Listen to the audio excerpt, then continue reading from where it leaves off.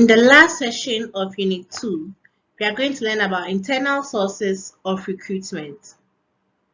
At the end of this session, we should be able to explain what an internal source of recruitment means, list 3 sources of internal recruitment, compare external sources of recruitment with internal sources in the following areas: cost of recruitment, speed of recruitment, and number of applicants.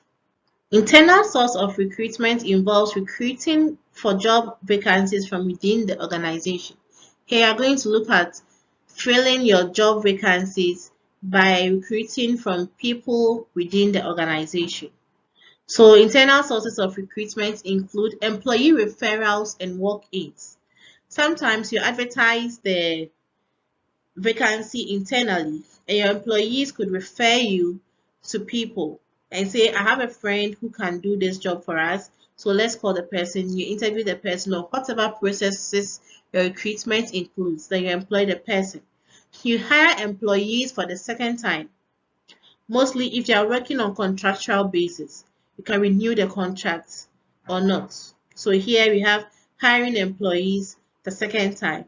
The third one, we have notice boards, newsletters or bulletins, and company gates. You can paste the advertisements on these sources of avenue where people go for information, so they can see the vacancies on the boards, the newsletters, or the bulletins and company gates. Then we have striking a balance between internal and external sources of recruitment.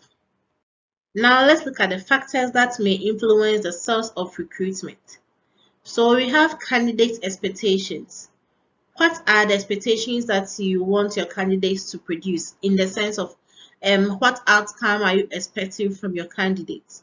So if you think you have someone within the organization who can meet up to your expectations, then you decide or not. If you not, you have to recruit externally. But if you don't have anyone, if you have someone in the organization who can do better, meet your expectations, then you do internal recruitment. You look at the cost considerations. Would it be cheaper to recruit externally or internally?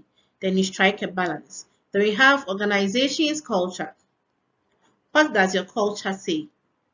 Is it possible that you don't want any filtration in your culture? So you look at the culture, what you want to protect, what you want to keep up in the organization. So when you look at that, do you think you have someone in the organization who can do better? Do you think if you employ people from external sources, they would come and infiltrate your culture? What does your culture say? Based on that, you can decide whether you want to recruit internally or externally.